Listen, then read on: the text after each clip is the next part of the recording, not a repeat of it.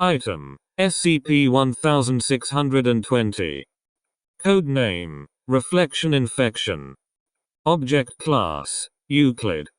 Special Containment Procedures: SCP-1620 is to be contained in a sealed room with walls and ceiling painted a flat, non-reflective gray color, with the objects in a surface pointed away from the door at all times. No reflective surfaces of any kind should be brought into SCP-1620's containment cell, including camera lenses. Personnel wishing to enter SCP-1620's containment to attempt a sample must obtain Level 4 authorization, dress only in non-reflective clothing, and submit to a 24-hour isolation period afterwards to ensure no accidental spreading of SCP-1620-1. If an individual is determined to be infected by SCP-1620-1, they must be placed in an opaque container with an air supply and immediately transported to an isolation cell with a single movable mirror and no other reflective surfaces. The mirror must be placed flat against the floor or wall whenever another individual is present in the cell, and otherwise used only to track the development of SCP-1620-1. Once SCP-1620-1 has reached Stage 3 maturity, the mirror must be removed and the subject contained for a further minimum of 3 months. Upon completion of the isolation period, if the subject views their reflection without any sign of SCP-1620-1, they may be released back to normal duty without incident. Description: SCP-1620 is a sheet of rectangular metal alloy, measuring approximately 2 meters x 2.5 meters x 0.25 meters, curving at an angle of 2.5 degrees along the long edge. One of the short edges is torn and jagged, while the remaining 3 edges are smooth at perfect right angles. Spectroscopic analysis of samples taken from SCP-1620 proved to be inconclusive, though high concentrations of both titanium and tungsten were registered. The outer side of the object surface is blackened, scarred, and pitted in a manner resembling exterior surfaces of man-made objects that have survived atmospheric re-entry, and exhibits no anomalous properties. SCP-1620's inner surface has an extremely high reflectivity, and causes all known manifestations of SCP-1620-1. When a human being or other humanoid living organism is reflected in SCP-1620's inner surface, they become host to an instance of the organism identified as SCP-1620-1. SCP-1620-1 is a non-corporeal, parasitic entity that copies and replaces humanoid reflections. As such, it is only visible or interactive when it can be viewed in a reflective surface. The entity's development progresses through 3 distinct phases over a period ranging from 1 to 10 weeks, designated Stage 1 through Stage 3. Infection Stage 1 lasts between 6 and 18 hours, starting from the time the host is exposed to SCP-1620 or a reflective surface currently displaying an instance of SCP-1620-1 in Stage 3 maturity.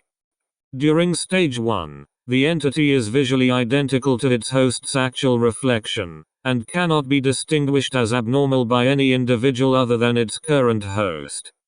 Over the duration of Stage 1, the entity will become increasingly desynchronized from its host's actual movements, starting with a slight lag effect as it belatedly attempts to imitate the host, and gradually progressing to the point where it behaves completely independently of the host.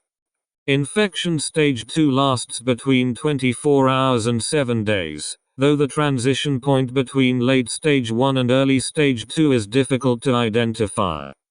During Stage 2, SCP-1620-1 remains capable of visually independent activity, though it remains incapable of actually affecting the environment outside the reflective surface it is currently displayed in.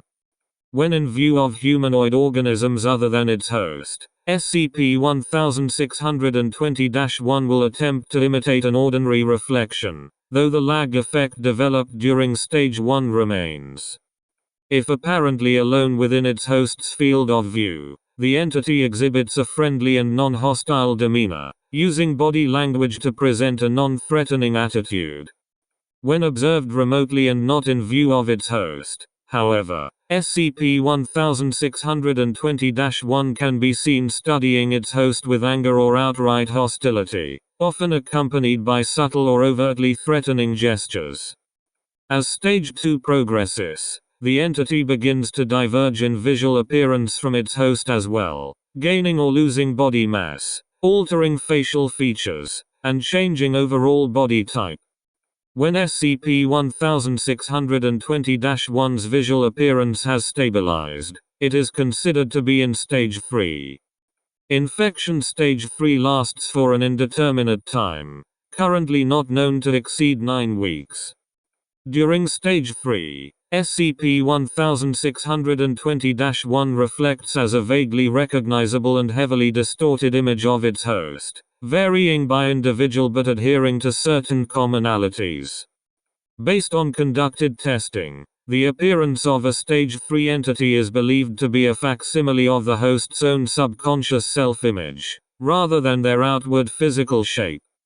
Notably, whether by accident or malice, SCP-1620 appears to latch onto the host's most negative self-portrayal, typically causing them great distress in the process. A Stage 3 instance of SCP-1620-1 is considered contagious, capable of spreading itself to the reflections of any suitable host currently displayed in whatever surface it is occupying. For the duration of Stage 3, the entity ceases to placate or interact invitingly towards its host, instead exhibiting actively threatening or mocking behavior regardless of if the host's attention is currently directed at it. Whether threatening the host or ignoring it entirely, its actions exhibit intent to either distress the host and induce it to seek help, or to draw the attention of onlookers and allow its propagation more directly. When Stage 3 reaches its conclusion, the entity appears to die, reversing all changes made to its appearance in minutes and returning the host's reflection to normal. To date, no individual known to host a Stage 3 instance of SCP-1620-1 has reported a recurrence, though host individuals have a high, 60+% chance of developing mild to severe catoptrophobia. Experiment Log 1620. Date: 04/12. Procedure: D-Class personnel given, individually, a lighter, blowtorch, gas welding torch, and flamethrower.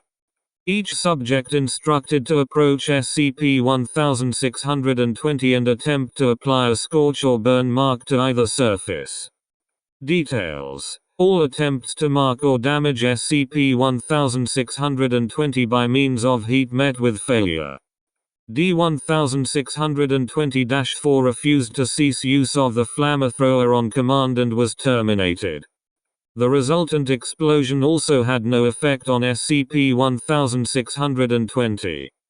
Date: 04/14. Procedure: SCP-1620 removed from containment and transported in a sealed, opaque container to an outdoor location for destructibility testing. D-Class personnel given various construction tools including saws, drills, claw and sledgehammers, and handheld jackhammers, and instructed to attempt to cause visible damage to SCP-1620's surface.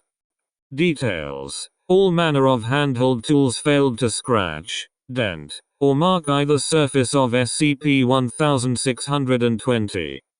Application of a pneumatic jackhammer to the object's damaged side succeeded in dislodging multiple samples. Samples removed for further testing.